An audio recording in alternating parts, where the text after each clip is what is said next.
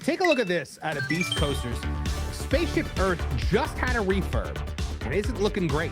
The sign is completely not working with random lights. A significant number of rows are not accessible, I assume due to issues with the TV, and the curtains are interesting. So let's take a little closer look. I'll click on these individual. Right here we see all the broken pixels in the sign.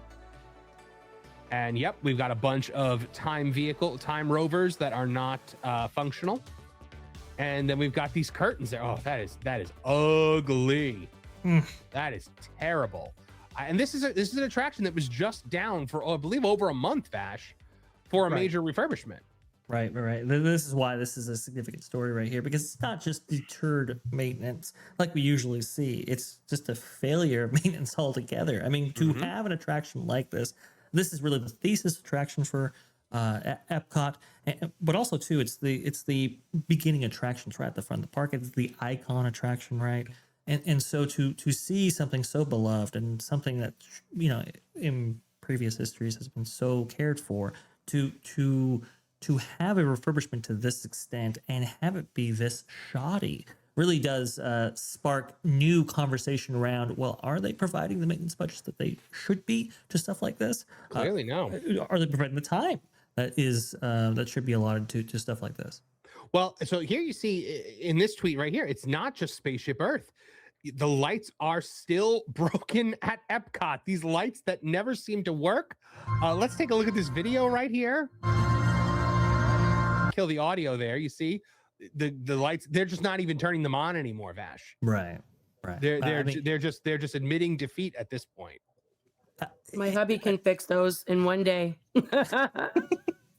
Literally. Yeah. No, he's like handy. He's like super dad. He's the handyman. There's nothing he can't fix. He's probably like, do they need me to go there and fix it? Because I could fix it for them and get it going. It's ridiculous. It's astounding, just the state that this is in. It's interesting because since the last time we covered the story, I was able to uncover a tweet from somebody alleging that they were part of the contracted team that Disney initially went with for this project. And they actually declined, given that the design that they were handed by the Imagineers, they kind of knew wouldn't sustain for whether it came to the weather conditions present in Florida or the pressure washing, as we've heard, might be the cause of some of these problems right here. And Disney has tried screwing these lights down and so forth, and it's become ugly and, well, obviously inoperable when it comes to their main function, which would be lighting. Not even just ugly, Vash. It's become a danger. It's become hazardous. I have taken pictures personally of lighting fixtures in that area that have popped up and create a tripping hazard for guests. I have seen people stumble on them. It's not for nothing. It's not like these lights worked for years and then wear and tear just got to them. It was almost immediate that they stopped working. Right. Within the same year. But that's what we're seeing in this last decade. We're seeing more and more new features, whether it's an attraction or just, an addition to the park, fall apart in less than just a couple of months. The animatronic Officer Clawhauser, he's already falling apart in the Is he really? Zootopia Better Zootopia. Yes, absolutely. Everything is just like, either are they trying to save on material, or they're just not getting the right people involved in the making of these things? I don't understand, because I don't think it used to be like this. No, I don't know. No, well, no, I mean, look, you look at a lot of the stuff that we see around the other parks, it stood the test of time for, over 50 years, things in Magic Kingdom. And now they can't create something that works for 50 hours, let alone 50 years. Oh, it's ridiculous. And remember, I mean, Imagineering and Disney spent a lot of money to redo Epcot in this way, to provide an entrance a statement for this park, something that it desperately needed for a while. I mean, people complained about John Hench's, what is it, the graveyard that you used to pass through, through the entrance of Epcot. I liked that. I thought it was cool. It was like, it was like Stonehenge almost. Yeah, it was kind of that kind of, it was like a new age Stonehenge design, which was very, very interesting, I thought. It's just I don't know if it 100% translated the way that was intended. Some people did like it. Some people had detractors. Whatever. It's like, okay, we're gonna go ahead and put a new face on Epcot right here. We're gonna split it up into various neighborhoods. We're gonna get rid of Future World. They spent a considerable amount of time and effort to do all of this, and it's like, has Epcot really benefited from that, especially when the new technological advancements that they've imbued have come off so poorly, had been done so badly, and they just failed to maintain even the classics like Spaceship Earth. Well, I mean, it looks terrible. It's such an eyesore. Look at that. The lights might not work. It might be dangerous, but you know what is on point? And so what we've tried to do is really bring that shape language from the architecture. But like what we love to talk about at WDI is shape language. And we often refer to shape language. There's such iconic shape language in Spaceship Earth as the attraction. We really wanted to make sure that we fused to that throughout the space. Yeah. You know, with the money they're making at that stupid Spaceship Earth bar, GO82 lounge, take the money from the cocktails that you're charging people. I'm sorry, the firework party in there is 170 a head. Yeah, I said it. 170 a head for the fireworks party in that freaking lounge.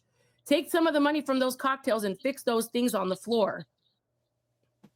Sorry. I have an idea.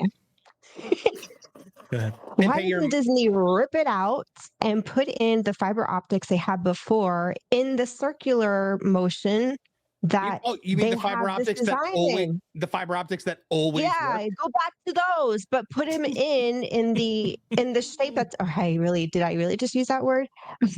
No. And so what we've tried to do is really bring that shape language from the architecture. I had that one. You know what I mean, though, to install them so they I'm not going to say it. In the design, and it's in now in the circular design. They skimped on every cost when they were doing this whole thing. You didn't. Well, of all the cheap, lousy ways to save a buck.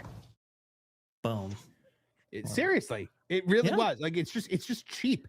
And we were promised this massive refurb of Spaceship Earth, a complete reinvention of Spaceship Earth, and it goes down for a refurbishment and it comes back up looking the way that looked, with broken pixels and vehicles not working and ugly white tarps covering areas of it. That is not the Disney I remember. Nope. Yeah, I mean, this is not indicative of the Disney that we remember, or the fundamentals that were passed down by Walt. You know, the principles, the core principles of the Disney experience, which was, impeccable maintenance and experiences that stood the test of time. It's just like, what are you doing? Look, please. You know what I would call it, Vash? And Dreamer's Point is the antithesis of the idea that Walt had this incredible optimism and hope for the future, that if we all work together and we all dream together, we could build the impossible and make it our reality. Yeah, no, they did not build the impossible. They built the infinitely possible things that don't work. They used Dollar General Trax plastic. Oh my god. Yeah. I mean, it's really they went with LEDs because LEDs save you on energy. They were thinking of long-term and maintenance costs, and it blew up in their faces. Oh yeah. Yeah, I mean, there's a real push within Imagineering. It's been this way for almost 20 years at this point. This kind of move towards energy efficiency, and it's like, okay, well, you have to contain air conditioning costs. Every new installation has to be LED and so forth. So it didn't surprise me that they went in this direction. It's just that Epcot is supposed to be this vision of the future, or at least it was, and to not even get the present day technology correctly is quite astounding. Yeah, I mean, how is this supposed to be the community of tomorrow? When if it is, then it's a very sad look forward into what we have in our future. Look at how ugly this is. Yeah. It's better to just not turn them on. It's better to just keep them turned off. And like what Erika said, just rip them out, put the little fiber optics in there, and just have it, light up like with the twinkly stars like it used to. That always worked. But guys, this is your actual view when you're in that GO82 bar lounge thing. This is your view. You're looking out those windows. I don't know if you guys have B-roll on that, but this is your nighttime spectacular view of the floor, the lighting on the floor, and then I think you get to see the fireworks or whatever show they have. You're paying $170 a person for that, by the way. I'll keep saying it. And like Jed Revan Wolf said, it's the drunk community of tomorrow now, because that's really all it is now. It is just it is really a frat house. It is basically there for adults to buy overpriced drinks and run through the waterfalls. And well, what I said a while back was they wanted a pleasure island that they could charge $100 a head to get into, and so they turned Epcot into Pleasure Island after closing Pleasure Island. Did you guys ever see that video of those drunk people in Epcot running through the water fountains? Of course, in the American Pavilion, we covered it on the okay, website. You guys did cover it. Okay, yeah, that's why I was saying that's what you're gonna go see now. I mean, I don't know, man. No, and MJ makes a good point about shape language lady. About the Geoid too. But shape language lady actually talked about how, look, you have this cohesive, lighting package that lights up Geo82, and it synchronizes to the exterior lighting and that pavement lighting right there. So the fact that even their precious bars can actually feature the elements that they've imbued in this because of just a really lack of planning, maintenance, and otherwise, it's just really it's really sad for a firm like Imagineering that used to be so lauded and so praised and so looked at with such high esteem within the within both the entertainment and real estate industry. That actually, I think we actually have some comments from the Epcot Imagineers. I don't think that's fair. I tried the best I can. Got all the clips. I feel bad. I actually feel bad whenever we play that clip. But guys, Epcot is in the state that it's in. We've seen it with Spaceship Earth. We've seen it all around the central area. I wouldn't wait up for improvements, guys, because they're not even leaving the light on for you. Thanks for watching That Park Place News. For more information, consider checking out www.thatparkplace.com. And don't forget to subscribe, share, like, and send this out on your favorite social media accounts.